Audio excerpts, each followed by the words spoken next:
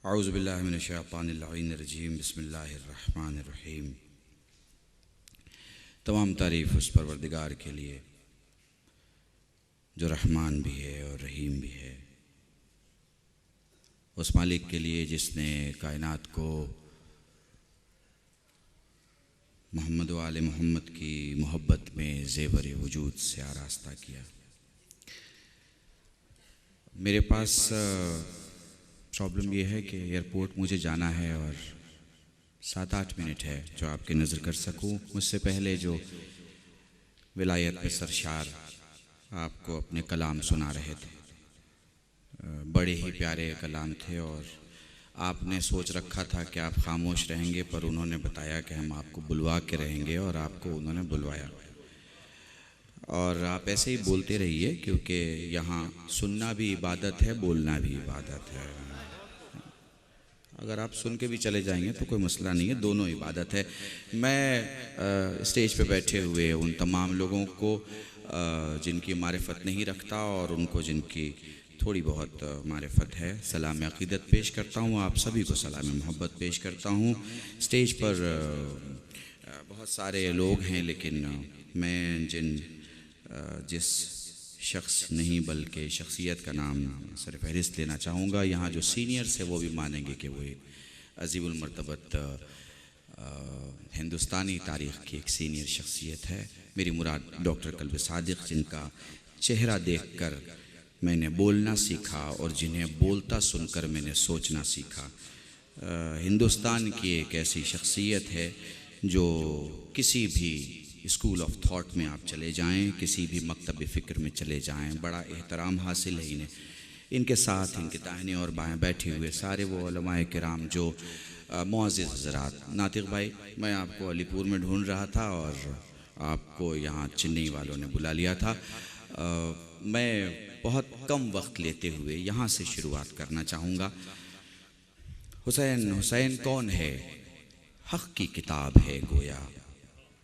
हुसैन कौन है? रहमत का बाब है गोया।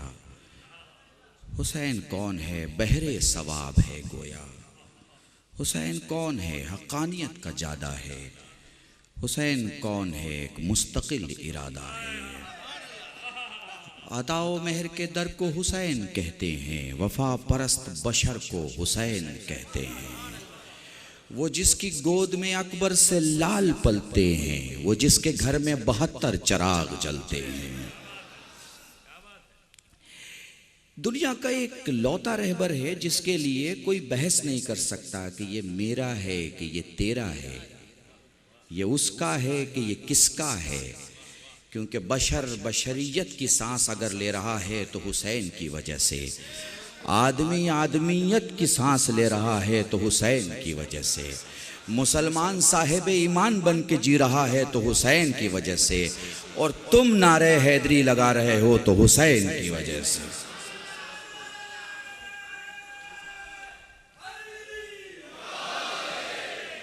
जब हम इज्जतों की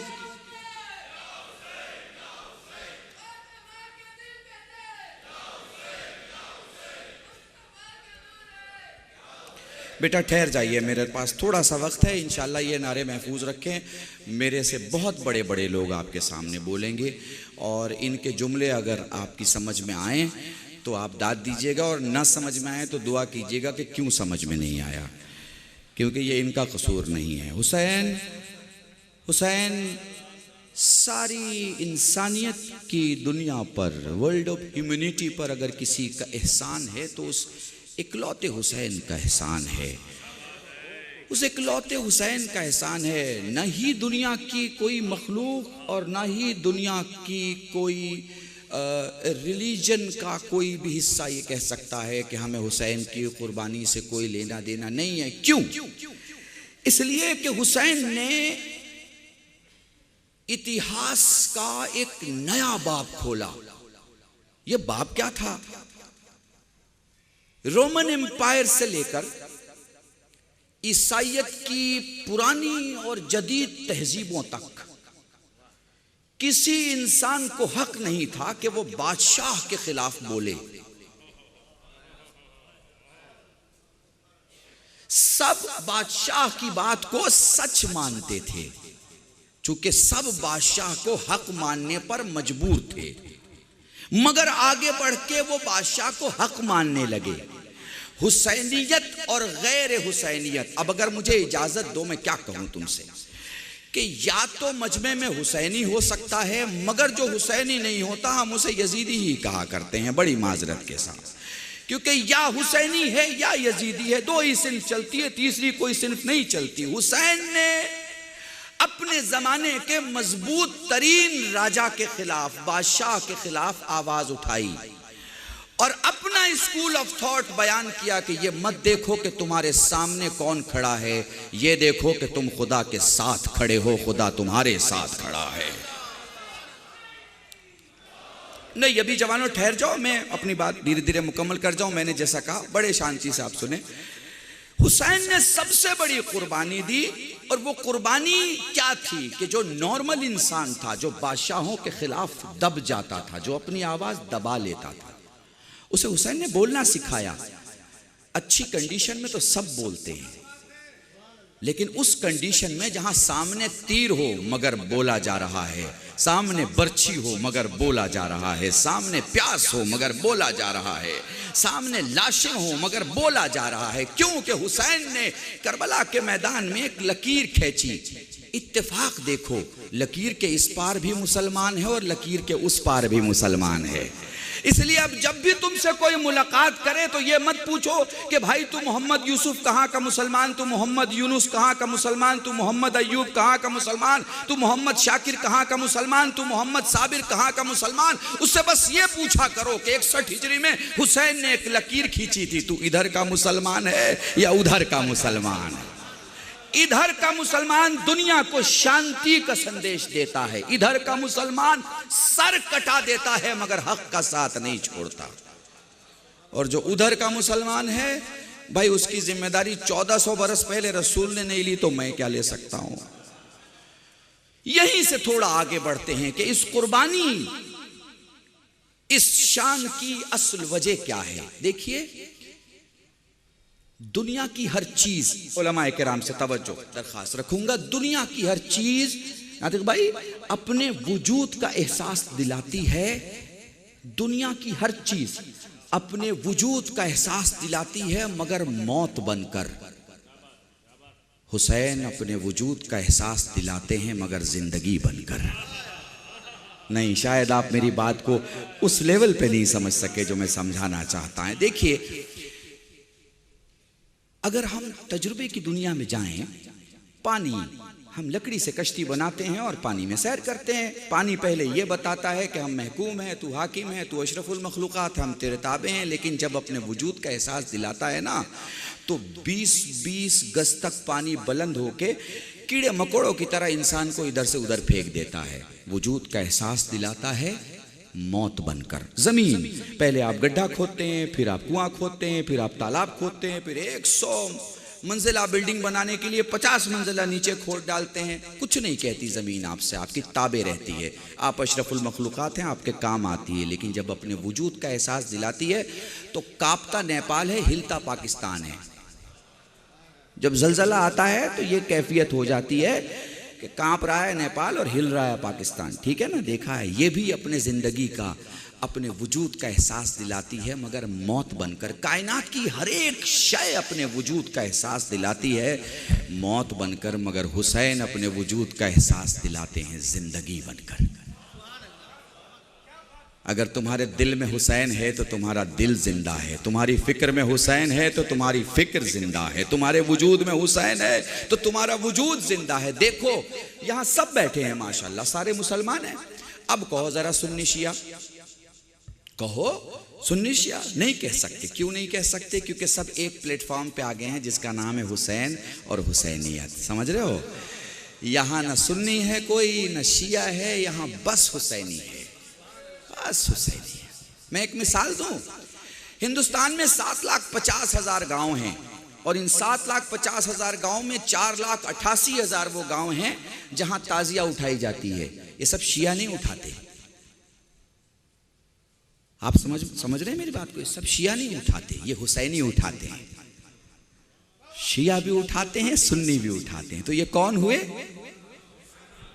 हुसैनी हुए। 4,88,000 गाँव में हिंदुस्तान में ताज़िया उठाई जाती है। ये वो मैं नंबर बोल रहा हूँ जो सिर्फ खिताबत के जोश में नहीं बोल रहा हूँ, और आप बेहतर जानते हैं हमारे यहाँ तो भाई होश में बात की जाती है, जोश में बात नहीं की जाती है, इजाज़त ही नहीं है। ठीक है, अब चले ज़रा आगे चलते हैं। ये सारे मुसलमान ताज़िया उठाते हैं। ताज़िया क्या है हुजूर? ताज़िया हुसैन की कब्र की शबीह है।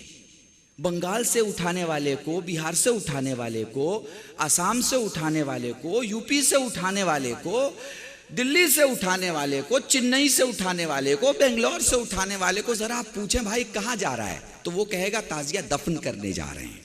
अच्छा भाई दफन करने कहाँ जा रहा है? तो वो ये नहीं कहता कब्रिस्तान जा रहे हैं, वो कहता है करबला जा रहे हैं। मैंने पूरी तकरीर इसी जुमले में तुम्हारे सामने कह दी। हिंदुस्तान के हर एक कोने के मुसलमान से सवाल कर लो भाई ताज़िया उठा के कहाँ जा रहा है, तो वो कभी ये नहीं कहेगा मैं कब्रिस्तान जा रहा हूँ, वो यही कहेगा मैं करबला जा रहा हूँ। भाई तू करबला क्यों जा रहा है, कब्रिस्तान क्यों नहीं जा रहा?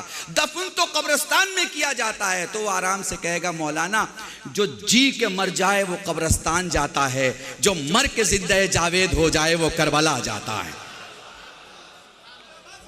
हुसैन की ताज़िया बताती है कि हुसैन क्या है। और ये हुसैन के ताज़िए के तरफ ये जो 4 कांधे हैं ना, ये बस हुसैनी होते हैं, ना इसमें कोई शिया होता है ना सुन्नी होता है। बस आखिरी जुमला कह के अपनी तकरीर ख़त्म करूँगा। उलमाए किराम बैठे ये बताएंगे। अहले सुन्नत वल जमात में एक फ़रिश्ते का नाम दरदाइल है, हमारे यहाँ एक फ़रिश्ते का नाम फितरुस है। एक ही फ़रिश्ता है, 2 नाम हैं। ये 2 नाम इसलिए ले लिए हैं ताकि गलत फहमी ना हो।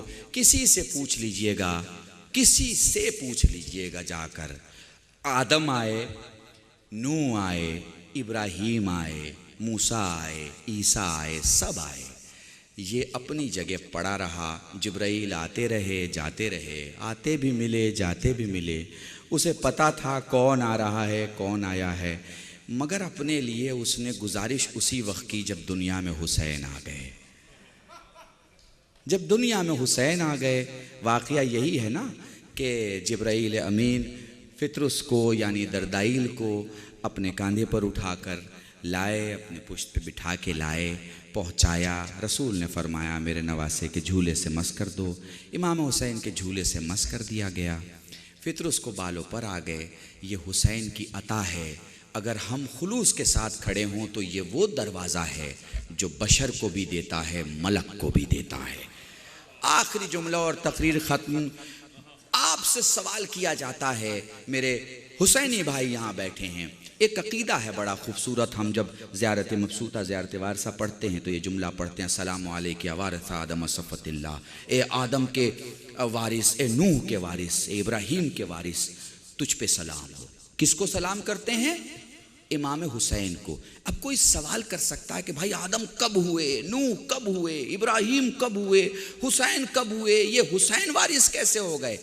तो पैगंबर अकरम की एक हदीस है, अल हसन वल हुसैन सैयद शबाब अहलिल जन्ना, हसन हुसैन जवानाने जन्नत के सरदार हैं। ठीक है ना? तो उससे यही कहना भाई जन्नत में आदम भी आएंगे, इब्राहीम भी आएंगे, मूसा भी आएंगे। पैगंबर ने हुसैन को सरदार कहा, अब तुम बता दो आदम हुसैन के सरदार होंगे कि हुसैन आदम के सरदार होंगे? ये अज़मत है इमाम हुसैन की जिसे हम अल्फाज में नहीं बता सकते। ये वो अजीम हस्ती है जिसकी बारगाह में अगर तुम मांगना भूल जाओ तो वो देना नहीं भूलते। मैं बस इतना कहना चाहता हूँ कि वो हुसैन जिसके लिए ज़बानें कभी गुंग नहीं होती, चूँकि बोलने का तरीक़ा भी वही देता है और सलीक़ा भी वही देता है। वो हुसैन जिसकी सखावत उसकी शहादत में है कि कुदरत ने 1 सर मांगा था, उसने 72 सर दिए। वो हुसैन जो हम सब के इत्तेहाद का बहुत बड़ा मरकज़ है। आप खुद देख रहे हैं, ये चेन्नई में जो आप देख रहे हैं ये मोजज़ात इमाम हुसैन है। वरना इस वक्त निफाक इतना बढ़ गया है, इस वक्त लोगों ने ऐसे ऐसे काम करने शुरू किए हैं दीन के नाम पर, अल्लाह के नाम पर। आप समझ रहे हैं मेरी बात को? हम सबको अलग करने के लिए, हम सब में दूरी लाने के लिए। मगर फिर भी कल भी हुसैन की खाक खाक शिफा थी, आज भी हुसैन का जिक्र जिक्र शिफा है।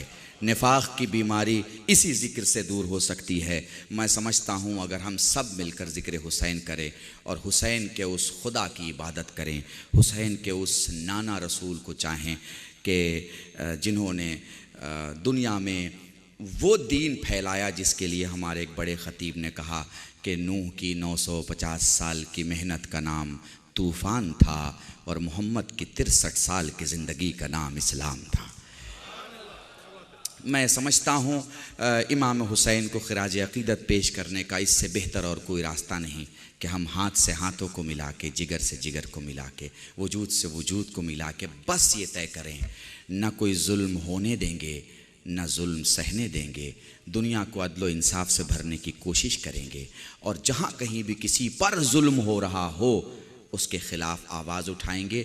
चूँकि हमारे यहाँ उसी ज़ियारत में एक जुमला पढ़ा जाता है, लअनल्लाहु उम्मतन क़तलत का व लअनल्लाहु उम्मतन ज़लमत का व लअनल्लाहु उम्मतन समिअत बिज़ालिका फ़रदियत बिह।